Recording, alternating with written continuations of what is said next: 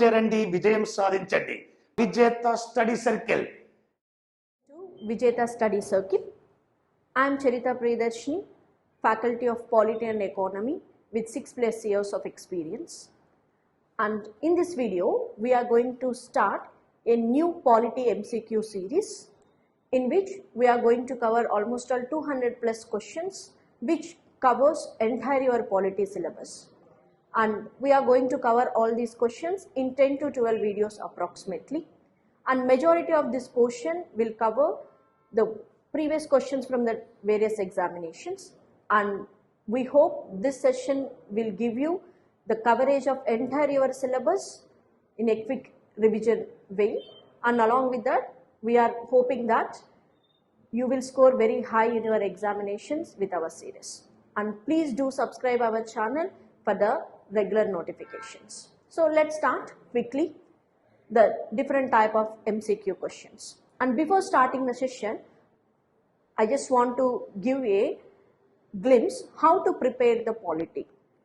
The polity overall have so much of weightage in majority of the examinations, and if you take from the bank exams even to the civil service examinations, the polity has the weightage. And how you have to read the polity?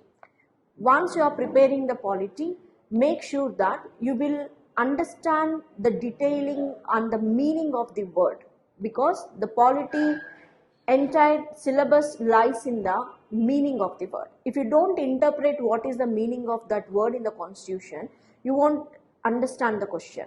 If you won't understand the question properly, it is very difficult to pick the answer from the option, because majority of the options look like exactly similar. So it is very important to understand the meaning of the terminology. Along with that, one more suggestion here to score high in the polity is have a similarity and the differences in your hand before you are going to the exam. Suppose if you are preparing the judiciary, first understand what is the Supreme Court and read what is the High Court and then the subordinate courts, and see where is the differences lies and where is the similarities. Exactly the same way you have to apply even for the parliament and the state legislature, the president and the governor, and even here the bills passes in the parliament and how the bills gets passes in the state legislature, in all this way. So overallly the polity, once you read in the similarity and the difference comparison sense, then it is very easy to score the paper. And in this series we are going to help you how you have to solve these questions, and at times the elimination process also make you to pick the option in a easy sense. So let's start the series. Here the first question, it is asking which of the following statement are not correct. ఎప్పుడైనా question correct అని అడుగుతుందా not correct అని అడుగుతుందా అని చాలా జాగ్రత్తగా మనం observe చేయాల్సి ఉంటుంది. Because if you don't read the question what it is asking about, you don't pick the option correctly. Because if you read in hurry what is correct or not correct in a different sense, definitely you will end up with the wrong answer. So my first advice itself is please read the question properly. Here the question is referring about out of the following statement which is not correct. So let's see. The Constituent Assembly was directly elected by the people of India. The first option is saying the members of the Constituent Assembly. As we all know, the Constituent Assembly purpose was the framing of the Indian Constitution at that time. So all these constituent members at that time were elected members, and it has some of the nominated members also. But the question is referring about those members are elected in nature. Of course, some are the elected people, because we say the Constituent Assembly is partly elected and the partly nominated body. I will help you even to revise the entire your syllabus once. Our purpose here is not only the discussing of the question, our purpose is to revise entire your syllabus in a quick way. So as we remember, the Constituent Assembly contains the members from both the provinces and the princely states. From the provinces, we have the members who are elected in nature, and from the princely state these members are nominated members. So overall we say the Constituent Assembly is both the elected and nominated body together. But these elected members from the provinces at that time are indirectly elected. What type of method they have followed? It is proportional representation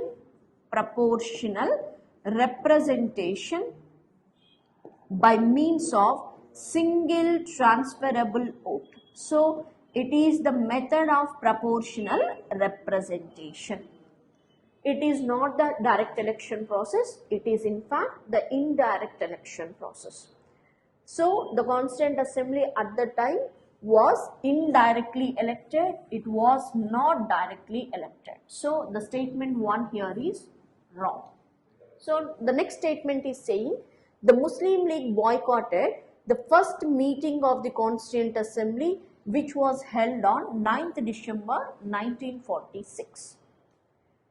When we have started the first session of the Constituent Assembly at that time, the Muslim League was boycotted. They were not actually joined the Constituent Assembly session at the time because of they demanded for the Pakistan at that time. So this statement, whatever it has given, is correct.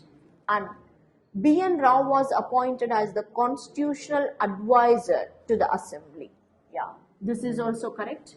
Who was the constitutional advisor at the time? It was B.N. Rao. And on 13th December 1946, Pandit Nehru moved the historic objective resolution. So this is also a correct statement. If you can recollect from the Making of Indian Constitution chapter, on the historical day of 13th December 1946, the Nehru moved the objective resolution which contained the objective and the nature of the Indian Constitution and what we want to give to the citizens of the country. And that objective resolution was today's the other shape of the preamble. Whatever the objective resolution passed by Pandit Jawaharlal Nehru earlier, that was the present day's preamble we say. So this is also a correct statement. So the question is here asking, out of the following statements, which is not correct? Which option is not correct here? This is only first option is not correct and all the remaining options are correct. So in this way, while you are solving any type of the question papers, while you are self-checking yourself, make sure that each and every statement you understand properly. And if you don't know what is the meaning of that statement, if you are failure to recollect the statement from the chapter, please go back to your notes and read one more time. Definitely it will help you a lot in the final examination. So our purpose of this videos is make sure you will recollect entire your polity in a quick way. So that is our purpose of these videos. So let's start the next question discussion. That is here. What is the second question? Here Article 26, 29.2, 31, 29.1. Here they were provided the articles at one side and it deals with, that is what is the article on the other side. So the question is asking about the not correctly matched one. Here it is saying Article 26. What is Article 26? If you remember, from the 25 to 28, all these articles under the fundamental rights. If you observe the 26, 29, 30 and again 29.1, all these are the part of the fundamental rights because the fundamental rights articles are from 12 to 35 and all these articles were mentioned under part 3 of our constitution. So out of these articles from 25 to 28 we call it as right to religion. So the right to religion, all these articles from 25 to 28 under the fundamental rights speaks about the religious rights.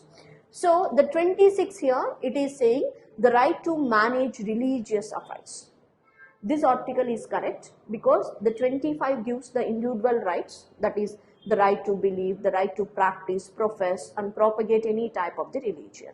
And the Article 26 on the other hand says right to manage religious affairs. It is nothing but the collective religious rights you are provided to the citizens. So this one is correct because it is nothing but right to manage the religious affairs. And 29.2, it is saying right not to be discriminated in admissions. The 29 and 30 together we say these are the cultural and educational rights of the minorities. Out of that, the 29.2 says no person can be discriminated into the admissions of the schools which are wholly maintained by the state fund. So here the 29.2 which here mentioned right not to be discriminated in the admissions, especially to the educational institutions. So this is also correct. This is also correct. And Article 31, it speaks about right to establish the educational institution by the minorities.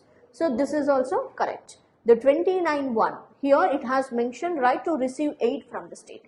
But the 29.1 says the protection of the distinct culture, the distinct script, the distinct language of the minorities. So here this is wrong because it is not receiving aid from the state. It is in fact the protection of the culture and the language and the script of the minorities. So here the question is referring about which of the following is not correctly matched.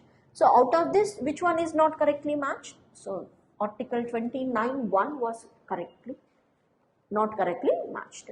So the option here is D. So in this way, we have to pick very carefully and you have to read carefully what was mentioned here. Then you have to pick the option. That is all about the second question explanation. Yeah, the next question here. Consider the following statements. The Regulating Act 1773 was passed by British Parliament in order to. So the question is referring about the historical background of Indian Constitution. Under that it is asking about the Regulating Act of 1773. So let's see. To establish a parliamentary control over the administration of the East India Company's territory in India. So we say this statement is correct because the Regulating Act 1773 first time started the controlling of the East India Company administration at that time. So this statement is correct. And make the Governor of Bengal as Governor General of Bengal. This is also correct because under this act only we call it as the first step towards the centralization because the Governor of Bengal was referred as Governor General of Bengal and the remaining major provinces at the time, the Bombay and the Madras. All these governors at that time were made as subordinates to the Governor General of the Bengal. And this statement is correct because this is the first step towards the centralization under our British India. So this statement is also correct. And end of the dual system of administration of India. This is also correct because earlier, before the 1772, there was a dual system in our government. The dual system is nothing but having the Diwani rights and Nijamat right separately. The Robert Clive has introduced this dual system of administration and the Nijamat and the Diwani rights. Diwani rights are nothing but the revenue collection rights and the Nijamat rights are the maintenance of law and order. There is a separation of these two powers in the form of Nijamat rights and the Diwani rights. So there was a dual system of administration established prior to this Regulating Act, and in the 1772 under the Warren Hastings they have completely abolished this dual system, and through the Regulating Act 1773 we have ended this dual system of administration in India. So the question is saying it is the end of dual system of administration of India. So all the statements are correct here. So where can I find the answer? So this is the first option, that is 1, 2, 3, all are correct. So this is from the historical background chapter, and we will try to cover the questions from the different type of the topics together so that it is a revision of entire polity. So this is the third question explanation, and now let's see what is the fourth question. Which Amendment Act has introduced the changes in the preamble to the Indian Constitution? The question is asking, out of the following amendments, which amendment has done the changes in the preamble? Before answering this question, this is a very straight question as we say, but I want to give a little bit of background to this. And the preamble, we say, is an introduction to the Indian Constitution. This is nothing but the introductory paper to the Indian Constitution, which mentions about who is the source of authority, what is the nature of Indian Constitution, what are the objectives of this Indian Constitution, and on which day we have adapted the Indian Constitution. Overall, all these details were mentioned under the preamble paper. And there was a debate at the time whether we consider this introductory paper as a part of our Constitution or not. So earlier, the Supreme Court under Berubari Union case, it said the preamble is not a part of the Constitution. And later, it has recorrected its earlier judgment, and under the Keshavananda Bharati case, it says the preamble is a part of the Indian Constitution. And while giving this judgment, it says preamble is a part of Indian Constitution, so we can amend the preamble also. That means you can make a changes in the preamble, but only thing remember here, without disturbing the basic structure of the Constitution. That means whenever you want to amend the Indian Constitution or including the preamble, the basic structure should not be disturbed. What is meaning here the basic structure? The basic structure here is whatever are key provisions of our Indian Constitution. Like if you take the example, the secularism is our basic thing in the Indian Constitution, and the Republic itself is a basic provision of the Indian Constitution, and the democracy itself is our basic fundamental thing. All these type of the fundamental things and all these type of the basic features cannot be amended in the Constitution. Only except that rule, including the preamble, entire Constitution can be amended with the parliamentary law.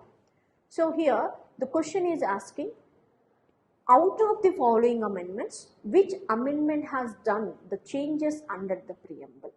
So out of the preamble, the paper, if you read, we say it is we the people of India having solemnly resolved to constitute India into sovereign, socialist, secular, democratic and republic, and we want to give to all its citizens the liberty, equality, fraternity and justice.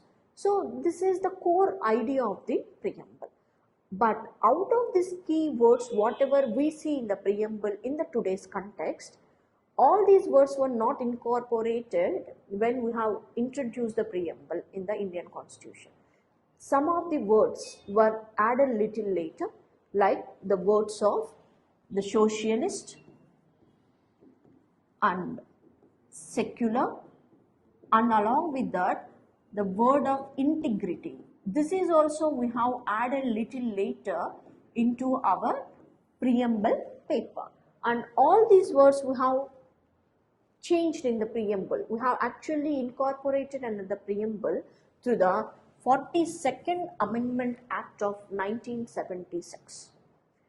So this amendment has done the core changes under the preamble paper. So this is very important in the exam point of view, and I try my level best to cover all the details of what is this amendment means and which words were incorporated and what was the precaution we have to take before the amending of the Constitution. All these details were mentioned in the preamble paper. So this is a revision of your preamble class in a simple sense. So let's see what is the next question. Yeah. Here the question is mentioning about match the following type of question, and the list 1 has mentioned some of the acts names and the list 2 has mentioned what it is referred as.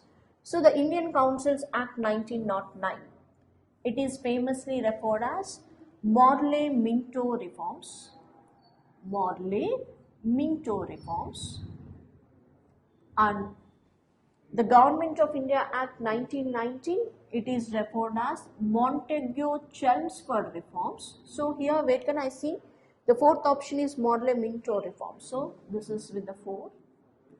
And Government of India Act 1919 is referred as Montagu-Chelmsford reforms. So this is 3. And Government of India Act 1935. So here Simon Commission report and Joint Committee recommendation option is there. So I want to give an explanation why this option is interlinked with the Government of India Act 1935. So here it has mentioned Simon Commission report. If you can recollect the Government of India Act 1919, before solving this question, I asked you to recollect what is Government of India Act 1919. Under the Government of India Act 1919, there was one provision mentioned which says, after 10 years of implementation of this act itself gives a permission for the evaluation of the consequences of this act. Based on this provision at the time, the Simon Commission was created. As we all know, there was a opposition or the agitation against this Simon Commission. Everyone said at the time, there was a famous slogan we heard regularly, Simon go back. So this Simon Commission, which was created at the time just to evaluate what was the performance of Government of India Act 1919, got so much of opposition in the country just because all the 7 members, the Simon Commission contains the 7 members in total, and all these 7 members were Britishers, nothing but the white men. And the Indians were against to this commission just because there was no Indian representative under that commission. So the Indians had the insecurity feeling here. If you appoint a commission, all the members as Britishers, definitely they will give a report in favor of the Britishers. This was some sort of the doubt the Indians possessed at the time. With that, there was agitation against this Simon Commission, but still the Simon Commission was successful to submit its report, and based on this report of the Simon Commission, some of the key features were incorporated under the Government of India Act 1935. Here the point we have to remember is Government of India Act 1919 gave a permission to create a Simon Commission, but based on this Simon Commission report, we have incorporated some of the important features under the Government of India Act 1935. Of course, there was a revolt against this commission, but still Simon Commission has submitted the report, and based on that report, we have done the Government of India Act 1935 into a full shape. So here the option is Government of India Act 1935, which is based on Simon Commission report and Joint Committee recommendation. So here it goes with a 2. And the Indian Independence Act 1947. As we all know, the Indian Independence Act has the background of the Mountbatten Plan. So this is 1. So here the matching is 4, 3, 2, 1. So where can I see the option here? So here in the B, 4, 3, 2, 1. So that is the answer for this question. So this is how you have to solve the match the following. The next question we are going to see here. The correct statement about the directive principles of state policy. What is this directive principles of state policy? First of all, this directive principles of state policy, which is the principles mentioned as directions to the state while making a policy. That means whatever were mentioned under the directive principles of state policy, while making the policy by the state, if it refers all these principles, it can give a better policy to the citizens. That is what mean by directive principles of state policy. Here, the question is asking about directive principles of state policy, and it has given some of the references in regarding to this directive principles. So let's see. And they are borrowed from Irish Constitution. Yeah, directive principles of state policy are borrowed from the Irish Constitution. So this statement is correct, and they are incorporated in Part 5 of the Constitution. No, it was incorporated under Part 4 of the Indian Constitution. Part 5 speaks about entire the central government administration. So the part 4 speaks about the directive principles of state policy. So this statement is wrong, and they seek to provide socio and economic base to democracy. So here it is saying it will nothing but give the social and economical democracy to the people. The directive principles of state policy purpose itself is to provide the welfare society. How can you create a welfare to the people? Definitely if you empower them economically and if you empower them socially. That means by removing all the social barriers or by removing all the social differences which were existed in the society, if you can able to empower them, then only you can create the welfare to the people, or you can create a welfare society in the country. So the directive principles of state policy objective itself is to promote the social and economic democracy to the people. So this option is absolutely correct. And the state must compulsory implement them. This statement is wrong because the directive principles of state policy are only advisory in nature. They are only recommendatory in nature. Nowhere the state has a compulsion to implement this one because these are not justiciable in nature. The Constitution says while making a policy, if the state follows these principles, it will be very good and you can make a better policy to the citizens. But there is no such type of the obligation to the state to follow, and in case of the failure by the state to follow all these principles, and we don't have the right to knock the doors of the judiciary. That is what the meaning of non-justiciable in nature, and these are not compulsory to the state to follow. So here the option is wrong, and all of them are Gandhian in nature. No. The directive principles of state policy are overall divided into 3 categories. One is liberal and intellectual principles, liberal and intellectual principles, socialistic principles, and Gandhian principles. So overall we can divide these principles into 3 categories, but the option is saying all of them are Gandhian in nature. No, this is wrong statement. So overall the question is asking about which of the statements are correct regarding directive principles of state policy. Out of this we found out that the first and third statement are correct out of the entire list. So where can I see 1 and 3? This is the 4th. So this is how we have to carefully solve the paper. So this is the question number 6. Let's see what is the question number 7. With reference to Indian Parliament, which of the following is not correct? The question is asking which of the following is not correct. So here the first option is the appropriation bill must be passed by both the houses of parliament before it can be enacted into law. That means it is saying before we have to implement the law or nothing but the appropriation bill to be implemented, so it must be passed by both the houses of parliament or not. So the statement is speaking about this. So the appropriation bill is required to withdraw the money from the Consolidated Fund of India, but it is not required. Both the houses must pass the bill before it can bring into the enforcement. So it is not required the house must pass, both the houses must pass the bill. There is no such type of the rule here.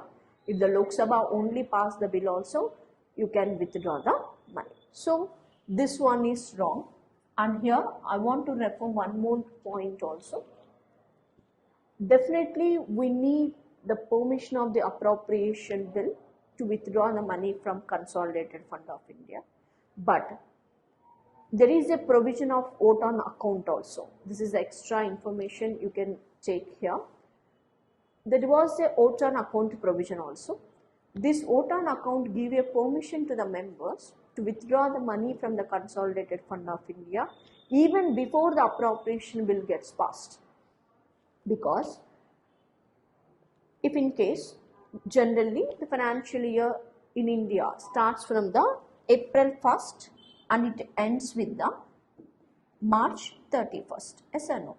So if we are introducing the budget in the February, it takes little bit of lengthy time at times because of the elaborate discussions and the debates. So if we are failure to pass the budget within March 31st of the previous financial year, then the members does not get the authority to withdraw the money from the Consolidated Fund of India. That's why, to avoid this complication, there was one more provision which was referred as vote on account. This vote on account gives a permission to the members out of the total budget estimations for the 2 months of the period, 1/6 of the amount can be withdrawn. For the 2 months of period, 1/6 of the budget estimates can be withdrawn once you get the permission of vote on account. So this is also one of the provision we have under the Indian parliamentarian system. So this is famously referred as vote on account. And so the first option here is wrong. No money shall be withdrawn from the Consolidated Fund of India except under the appropriation made by the Appropriation Act. So this statement is correct as we discussed now. And finance bill is required for proposing new taxes, but no other bill or act is required for making changes in the rate of taxes which are already under operation. That means definitely we need the finance bill from the revenue generation side. If the government want to introduce the new taxes, definitely we need the finance bill to be passed in the houses. But this type of introduction of finance bill is not required if any type of rate of changes we are doing. Suppose already there is an income tax. If we want to suppose increase the income tax from the 10% to 12%, change. Maybe we want to change the tax rate here. For that we don't need to introduce the finance bill. Only if you want to enter any new type of the taxes, then only we need the finance bill to be placed and to be passed in the house. So the statement is correct here. It is exactly the same meaning. And no money bill can be introduced except on the recommendation of the President. Definitely under Article 110 of our Constitution, which speaks about the money bill passage and its importance and how the Lok Sabha is having a differential power compared to the Rajya Sabha with regarding to the money bill. Under this, it has mentioned that no money bill can be placed within the Lok Sabha without having a prior recommendation of the President. So the statement is saying exactly the same thing. So this statement is also correct. Overall, the question is asking which of the statement is not correct. So the first option is not correct. So here the answer is 1. So these are somewhat in detailing of the question. At times you will see this type of questions. To solve this type of question, we need the elaborative understanding of the concept. So once you understand so, then we can easily answer this type of questions. And which of the following does not fall into the categories of executive functions of the President? It is asking out of the following which is not a executive function of the President. Actually not fall into the category of executive functions of the President. So the first one, he appoints the Prime Minister and the other ministers. The President, before addressing this question, the President enjoys so many powers.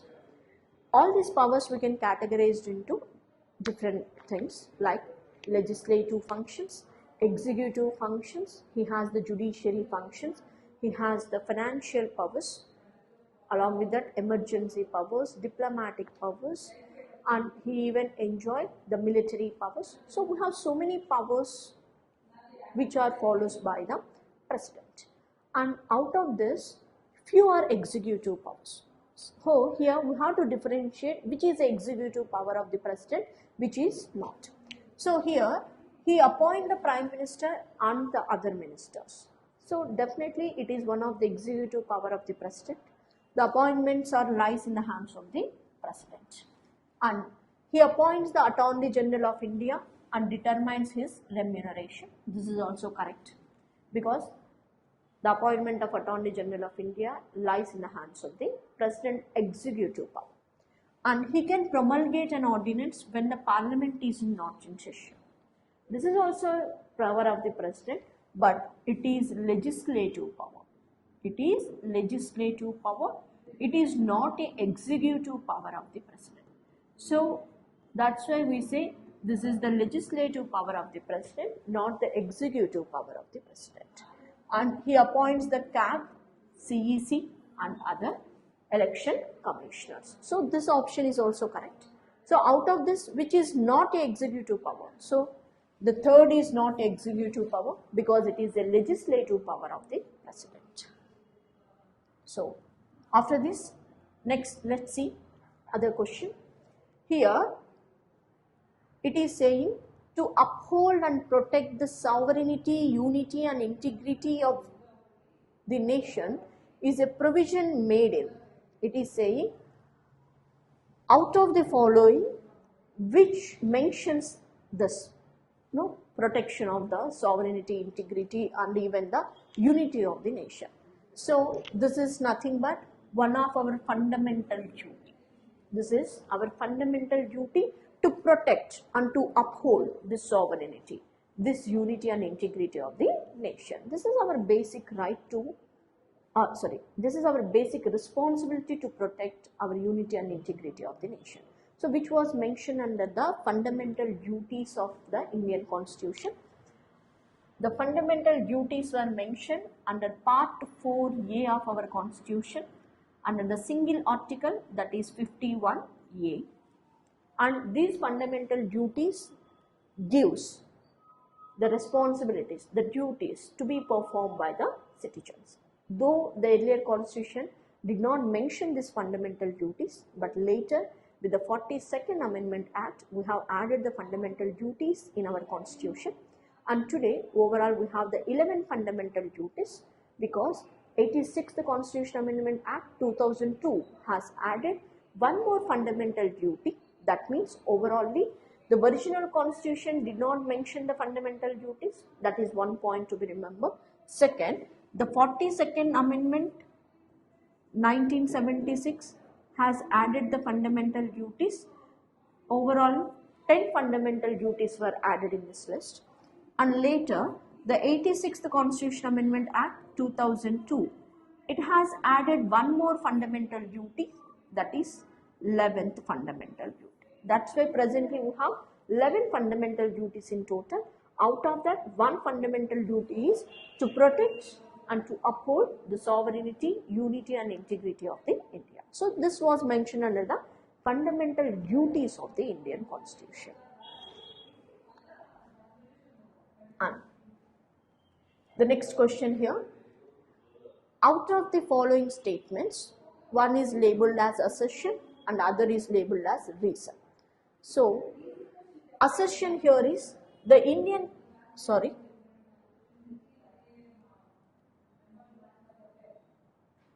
assertion here, the Indian federalism is called quasi-federal in nature. What is meaning of quasi-federal? First, before saying whether it is correct or not, let's see what is assertion says. It is saying Indian federalism is quasi-federal in nature. Assertion here is correct because the quasi-federal is nothing but half federal. Though we have a federal structure here, our constitution has a federal characteristic, It is a differentiation of the powers between the center and the state.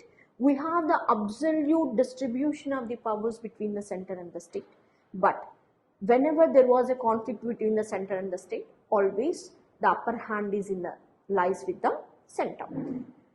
That's why we say, though ours is a federal characteristic, but it is not complete federal, it is quasi-federal. So the statement is correct here. And the reason says, India has an independent judiciary with the power of judicial review. Statement is correct because we have a power of judicial review and our judiciary is independent in nature. There is no doubt in that. But the problem here is, both the statements are correct in its own way, but the reason is not a correct explanation to the assertion. The reason must be here because though we have a center and state separation of powers, but still at times the center has the more power. In that way, then only the reason is a correct explanation to assertion. Now the answer is A is correct, nothing but assertion is correct, reason is correct, but or is not the correct explanation to A. So here option is 2.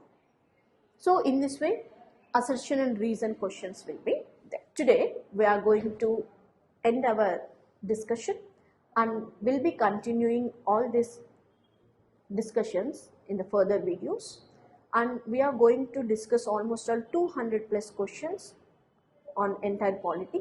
So for the continuation of our videos, please do subscribe our channel so that you will be updated with a notification. Thank you so much for watching, and please like and share our videos so that it will reach to the maximum people and it will help for your exam purpose.